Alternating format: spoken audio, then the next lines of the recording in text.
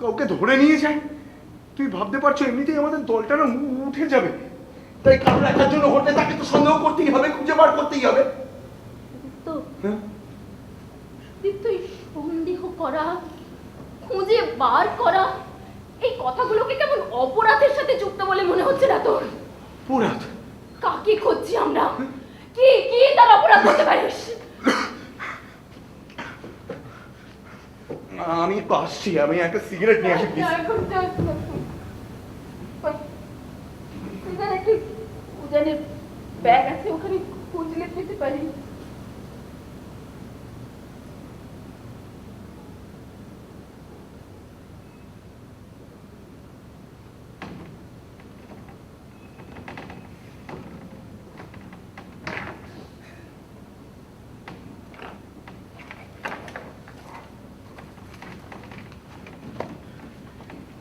মিত্রাদি, এটা কি অদ্ভুত না কি সব লেখা? এটা এটা চিঠিটা না ওই ধনঞ্জয় বলে লোকটার? ও তো চলে গেছে অনেকদিন। এটা উজানের ব্যাগে এলো কি করে? ও যেটা পড়ে দেওয়ার জন্য মানুষ খুঁজছিল।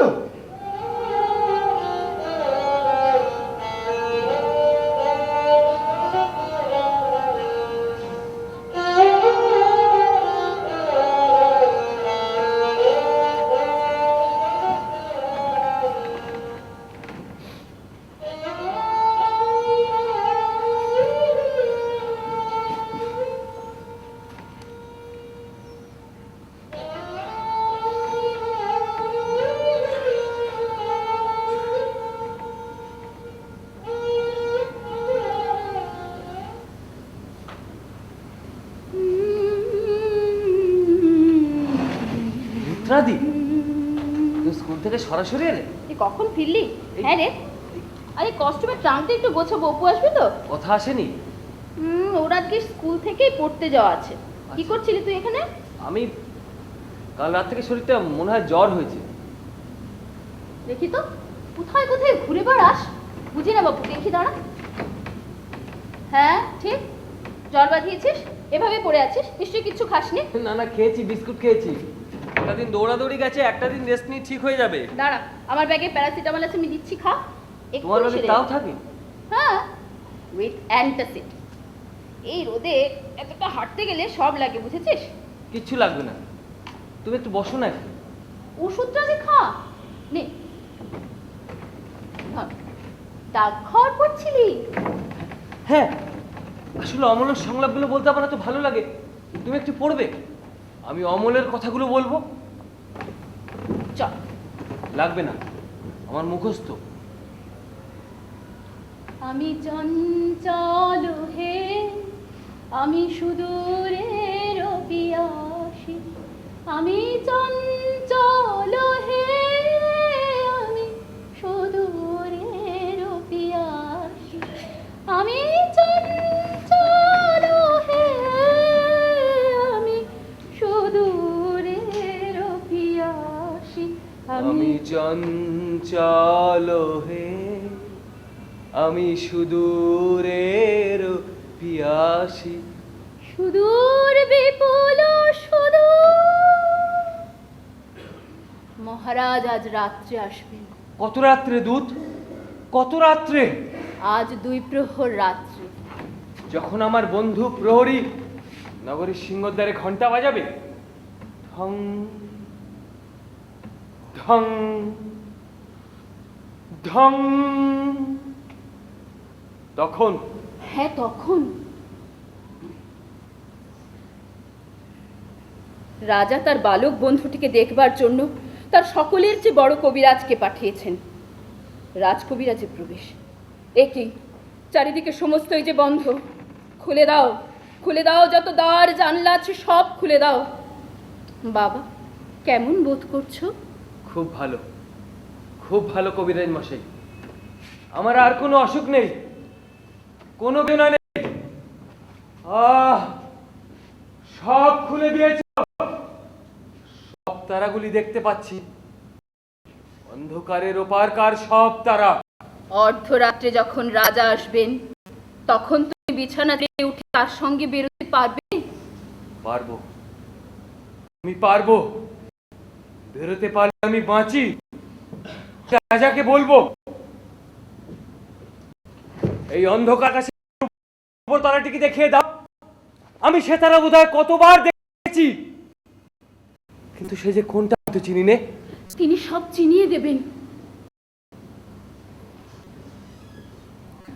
মাধব তো অমলের কানে কানে বলে ওঠে, বাবা, রাজা তোমাকে ভালোবাসেন, তিনি স্বয়ং আজ আসছেন, তার কাছে আজকে প্রার্থনা করো।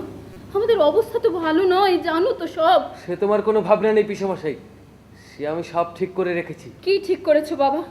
আমি তার কাছে চাইবো তিনি যেন আমাকে তার ডাকঘরের হরকরা করে দেন। আমি দেশে দেশে ঘরে ঘরে তার চিঠি বিলি করে বেড়াবো। এইবার তোমরা সকলে স্থির হও। এলো এলো ওর ঘুম এলো। আমি বালকেশ্বরের কাছে বসবো। ওর ঘুম এসেছে, প্রদীপের আলো নিভিয়ে দাও। এখন আকাশের তারাটি থেকে আলো আসুক। ওর ঘুম এসেছে।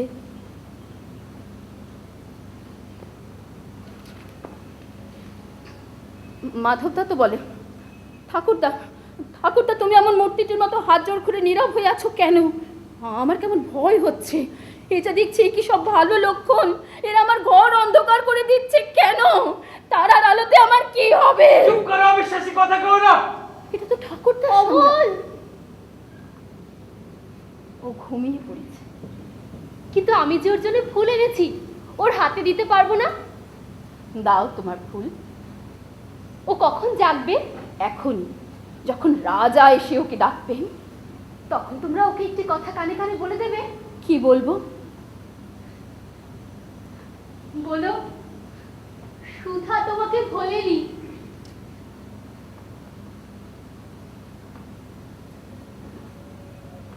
কেবল তুমি কি গো এমনি ভাবে রাঙিয়ে মোরে পালিয়ে যাবে। তুমি সাধ করে নাথ ধরা দিয়ে আমার রং বক্ষে নিও। এই শীত কমলে রাঙা রেণু রাঙাবে ওই উত্তরীয়।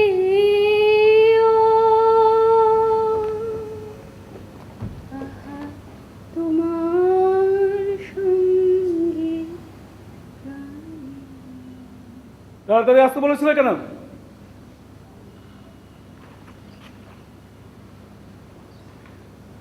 ও, আজকে একটু কষ্টমের ট্রাঙ্কটা গোছাবো, একটু বার করে দিবি ভাই? আমার শরীর ভালো নেই, কাগুলো হচ্ছে। ওষুধ খাবে? আমার ব্যাগে আছে, আমি এক্ষুনি দিচ্ছি, দাঁড়া। তুমি দাঁড়াও মিত্রা।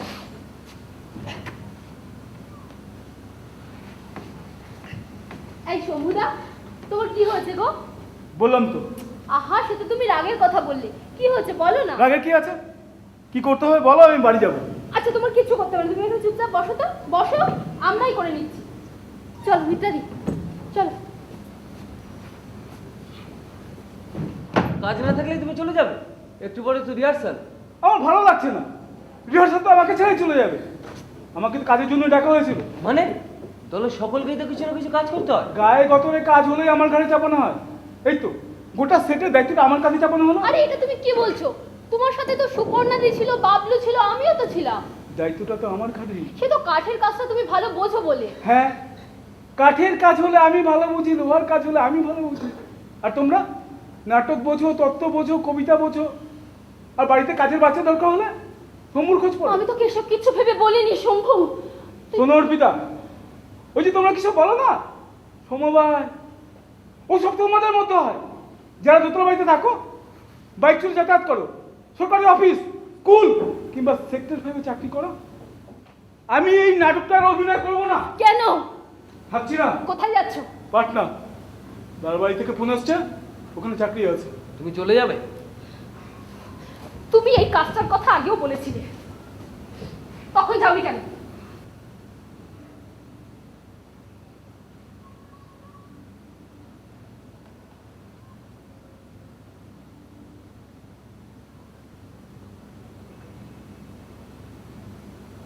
ওখানে তো এই কথাগুলো বলার মতন কেউ নেই। রঞ্জনদা রবি ঠাকুরের যে বইগুলো কিনে দিয়েছিল সবগুলো তো এখনো এখানে পড়া হয়নি, আলোচনাও হয়নি।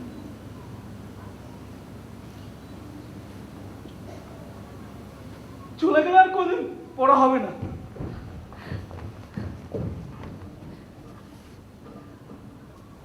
আমার একদম ভালো লাগছে না রে অপু।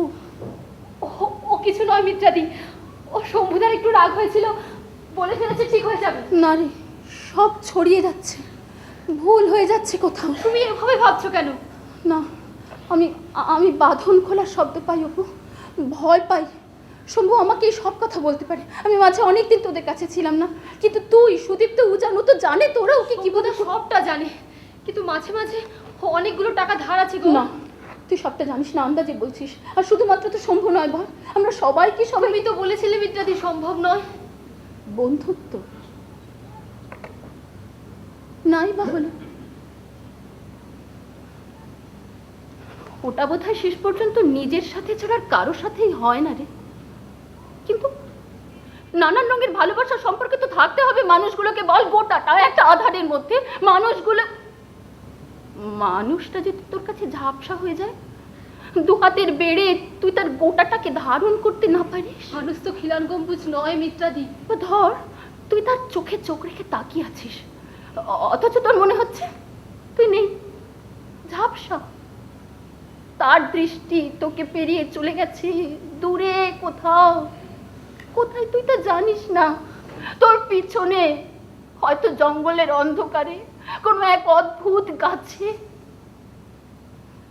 আমাদের আমাদের এখানে কার দৃষ্টি কোথায় কিভাবে পড়ছে, কে কি ভাবছে, আমাদের সবকিছু জানতে হবে। ওপর সবকিছু সবটা কি জানা সম্ভব হয় মিত্রাদি? জানতে হবে রে, জানতে হয়। সুদীপ্ত বোধহয় ঠিকই বলেছিল, তথ্যে যদি কোনো অসম্পূর্ণতা থাকে, কোনো সন্দেহজনক ফাঁক থাকে, তাহলে ওই তথ্যে আমায় নিয়ে করে কেবল খেলা।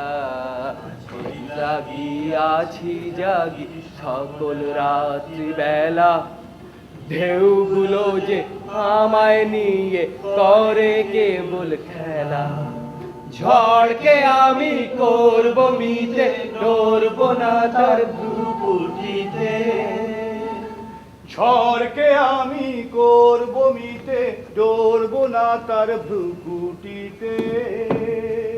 দাও ছেড়ে দাও ও গো, আমি তুফান পেলে বাঁচি, আমি ডুবতে রাজি আছি তোমার খোলা। আরে গুরু, তুমি তো দেখছি ছুপার স্তম্ভে। সেটা কি? ওসব ল্যাঙ্গুয়েজ বুঝবে না, একটু সহজ করে বল।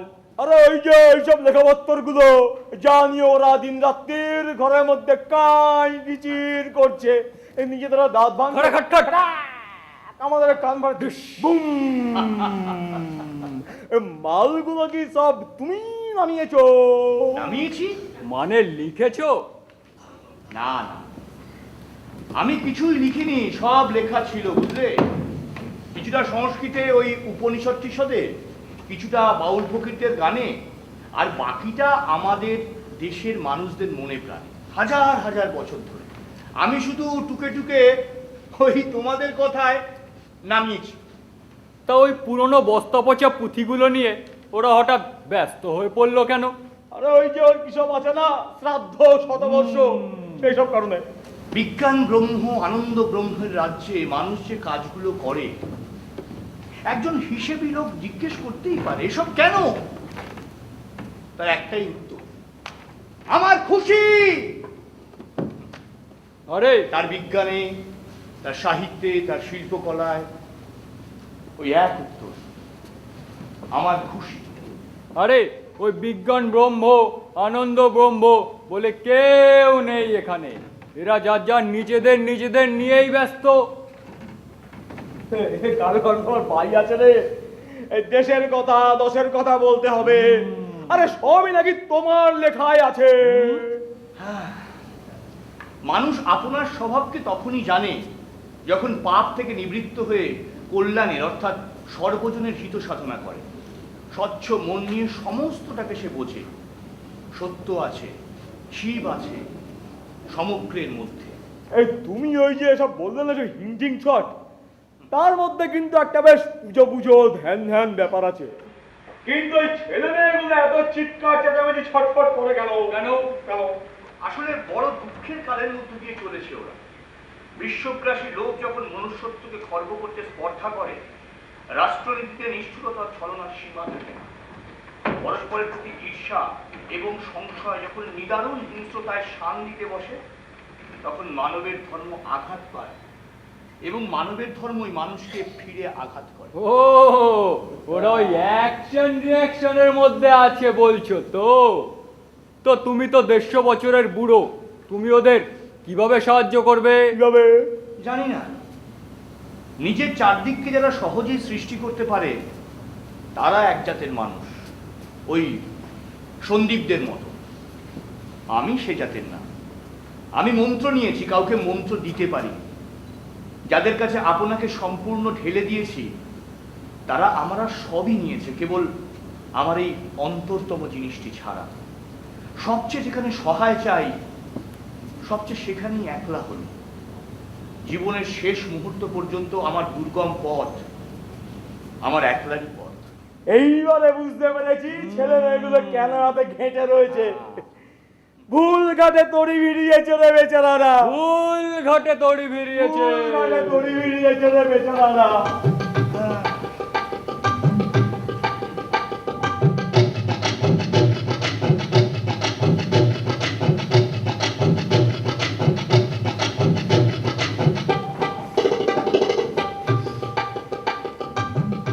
তাহলে এখনো তোমরা ঠিক করে উঠতে পারলে না তোমাদের ফাইনাল সামিট পয়েন্টটা ঠিক কি?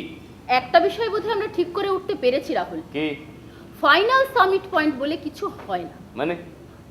ধরো তুমি একটা পাহাড় না একটা টিলায় পৌঁছানোর আগে অবধি তোমার মনে হচ্ছিল ওটাই তোমার যাত্রার শেষ বিন্দু, কিন্তু পৌঁছেই দেখলে সামনে অসীম উপত্যকা, ঘন সবুজ, নিচু। তোমার ভীষণ যেতে ইচ্ছা করছে, আর তার দুপাশ দিয়ে দুটো পথ নেমে গেছে। তুমি কি করবে? আমি প্রথমে একটা পতাকা পুঁতবো, আর তারপর তোমার এই উপত্যকাটার দিকে পিছন ঘুরে দাঁড়িয়ে যে পথটা জিতে এলাম তার দিকে তাকিয়ে থাকবো। তোমরা যাব। যাবে, হ্যাঁ, কিন্তু পথটা ঠিক করে উঠতে পারছো না।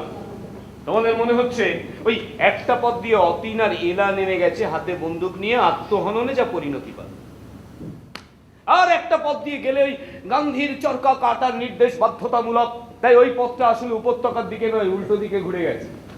আচ্ছা জান, এই যে সত্য, সমবায়, জার্নি, এসব